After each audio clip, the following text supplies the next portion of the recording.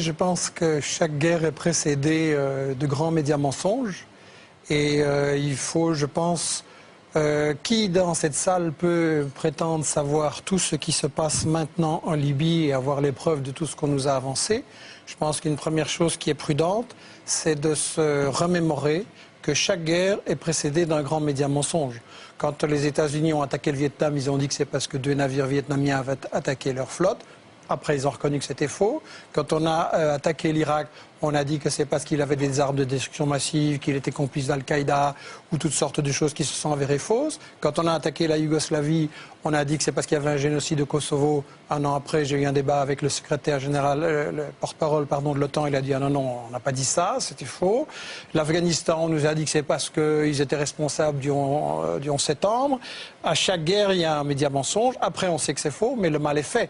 Et on sait aussi que ce sont des guerres qui poursuivent en fait d'autres objectifs et qui vont tuer beaucoup plus de gens que ce qu'on nous a dit. Je pense que ce serait important de prendre du recul, comme on vient de le faire, de remettre ça dans un contexte.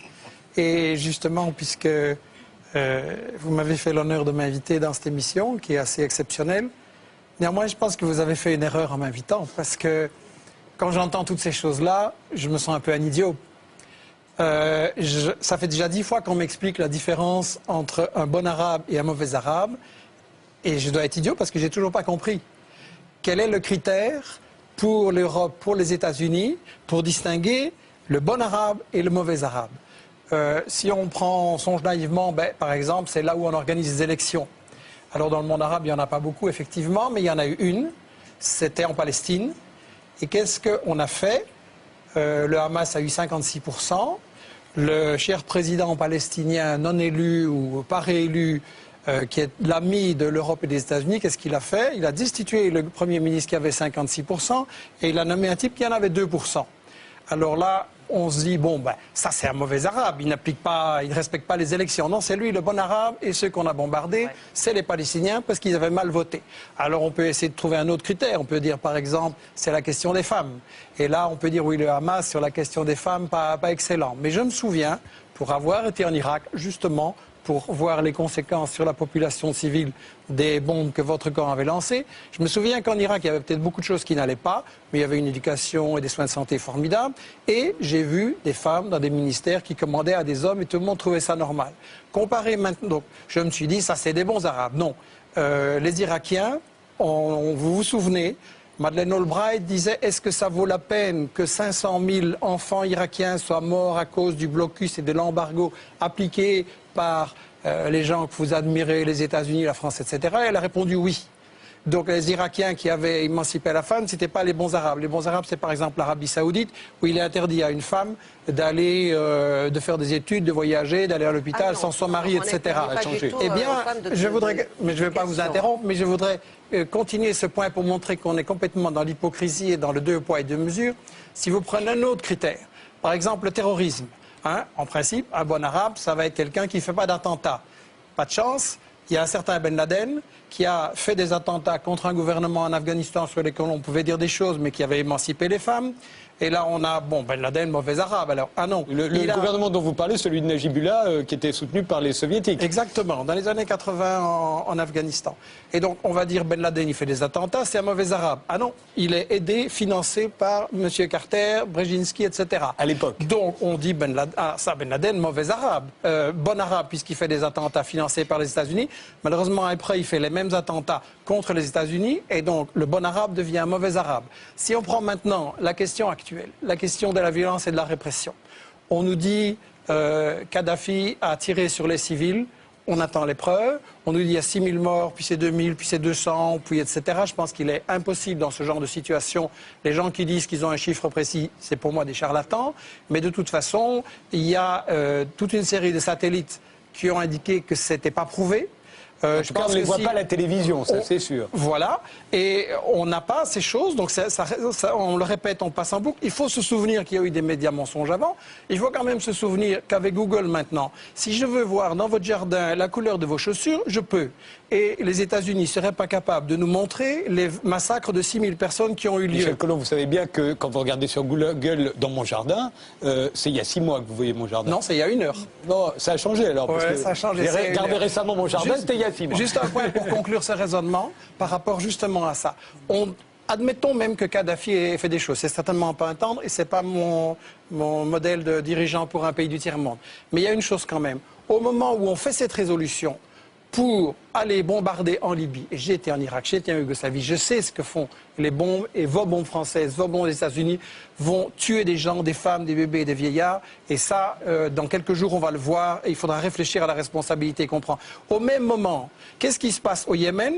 Il y a des massacres épouvantables de manifestants civils qui, ceux-là, sont vraiment désarmés. Et qu'est-ce qu'on fait? Les États-Unis et la France aident le Yémen. Il se passe au Bahreïn des choses épouvantables où on tire directement sur des manifestants désarmés. Et qu'est-ce qui se passe? Ce sont les États-Unis qui l'ont organisé en envoyant 2000 Saoudiens pour aller tirer sur les manifestants désarmés. Alors je m'excuse, si on veut changer de régime, si on veut mettre fin à certaines dictatures, eh bien je peux fournir à M. Sarkozy et à Obama l'adresse où se trouve le roi Fahd, et ils n'ont qu'à commencer par celui-là. Seulement, évidemment, celui-là, c'est leur ami, il leur dit merci. Et le bon arabe, finalement, dans toute cette définition, c'est l'arabe qui est à genoux, qui donne son pétrole aux États-Unis, et celui-là, il pourra traiter les femmes en esclaves, commettre des tortures, du terrorisme. Celui-là, on lui fera rien, parce qu'il dira toujours merci aux États-Unis et à M. Sarkozy. Bah oui. Mais de Écoutez, quand la jeunesse tunisienne lance contre Ben Ali en disant on en a marre que ce type se remplit les poches et de sa répression et de ses violences, à ce moment-là, que fait votre ministre? Elle propose ses flics pour aller aider à matraquer les manifestants. Si vous voulez me faire dire que le gouvernement et Ben français... Ali, la France, je m'excuse, l'a protégé jusqu'au pied de l'avion qui l'emmenait. Et là, tout d'un coup, vous me dites que toucher... Kadhafi est allé trop loin. Je vous laisserai parler, mais si vous voulez me laisser gentiment terminer... Et vous dites des choses incroyables et d'une simplicité biblique. Je dis des choses qui ne sont pas à la télévision tous les jours, comme ce que vous avez dit. Et c'est pour ça que ça peut prendre... On ira plus vite si on ne va pas ensemble. Et c'est pour ça que ça peut prendre un peu de temps pour que ça puisse être expliqué aux gens. Après tout, ce sont des choses qu'on ne dit absolument pas dans les journaux télévisés. Donc je voudrais quand même dire une chose. Votre gouvernement qui protège... Mais c'est aussi le vôtre, en fait. Il est belge. Ah, vous êtes belge. Pardonnez-moi, je dis je suis belge, personne n'est parfait.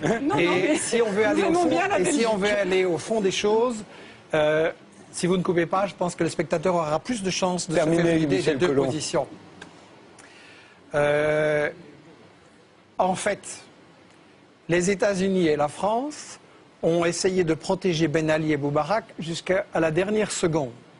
Et le cas d'Gaddafi est légèrement différent parce que, oui, c'est un dictateur, oui, c'est un corrompu, oui, il y a des comptes en Suisse, mais d'un autre côté, il a nationalisé le pétrole et là, il a déplu à Exxon, à Total et à BP, il a soutenu les Palestiniens et là, il a déplu aussi. Et ce qui se passe, c'est que les États-Unis, leur déplaisait pas du tout. Ce qui se passe, c'est que les États-Unis et la France essayent en fait de casser le printemps arabe. On ne le soutient pas du tout. En Tunisie et en Égypte, on a essayé de mettre des sous-fifres à la place de la même chose. On change 2-3 figures, d'ailleurs mourantes, pour que rien ne change sur l'essentiel.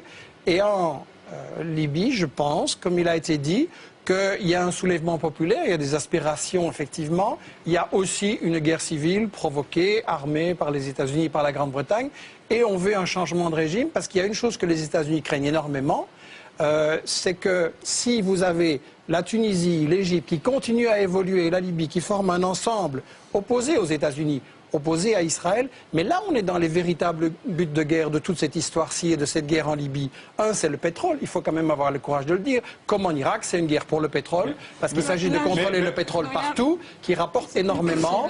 Et deux, il s'agit de bloquer le monde arabe qui est en train de dire ce pétrole, au lieu qu'il aille dans les poches de Total et de Chevron, il pourrait servir à ce qu'on fasse comme Chavez ou comme Evo Morales un développement social avec l'éducation, des soins de santé gratuits pour tout le monde, un travail pour tout le monde, que le pétrole soit utile et pas comme vos amis, le roi Fahd et les émirs du Qatar, qui construisent avec le pétrole des tours de 600, 700, 800 mètres dans lesquelles une suite ça coûte 20 000 € la nuit. Et ça sert à quoi ça pendant qu'il y a des crèves la faim partout dans le monde? Oui, il y a quand même 2-3 choses sur lesquelles il faut être clair. On dit comme si ça semblait normal, naturel, on va changer de régime. C'est illégal au regard du droit international. On a le droit d'intervenir pour défendre un pays victime d'une agression.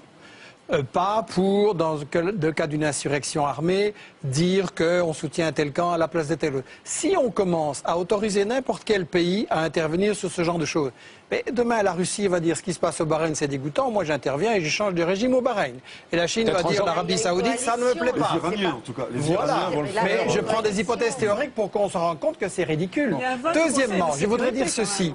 Il y a quand même une prétention des maîtres du monde européens et des États-Unis à dire c'est nous qui savons ce qui doit se passer là et là. Moi, je suis tout à fait d'accord avec ce que Ronnie Broman a dit au point de départ. Un peuple qui veut se libérer et changer ses dirigeants, il en a le droit. Vous n'avez pas le droit à sa place. S'il y a vraiment une révolte populaire et une unité populaire, il renversera même des gens qui paraissaient indétrônables comme Ben Ali et comme Moubarak. Et par rapport à cette prétention qui m'agace terriblement de l'Européen, je voudrais dire cette chose-ci.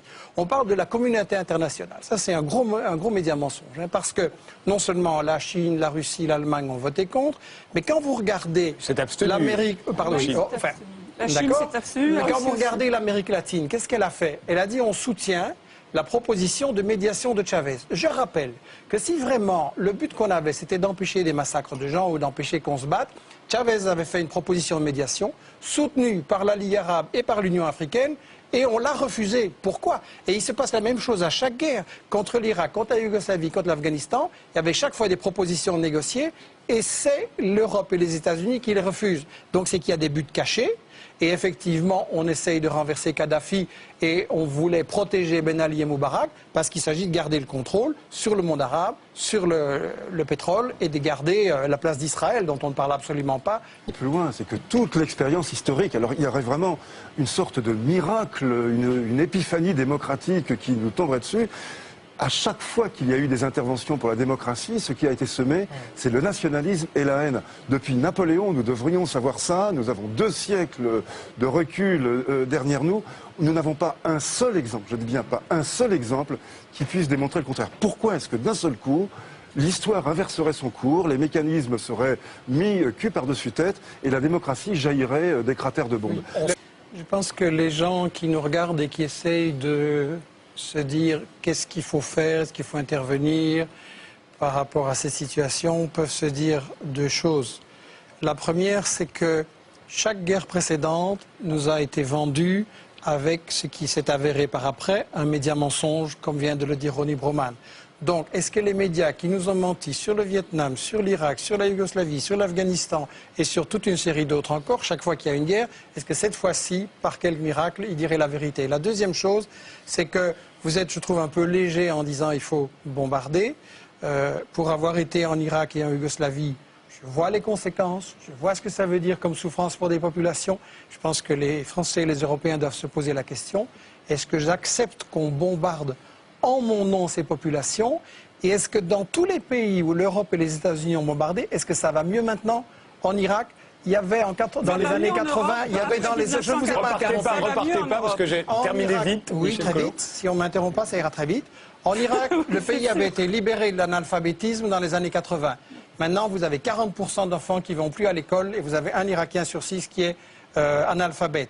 En Afghanistan, le trafic de drogue a explosé. Au Kosovo, c'est devenu la plaque tournante du trafic de drogue, du trafic de femmes vers l'Europe, etc. C'est pire parce que les États-Unis et l'Europe ne sont pas la solution à ces problèmes. Ils sont généralement la cause. Ils sont le problème eux-mêmes.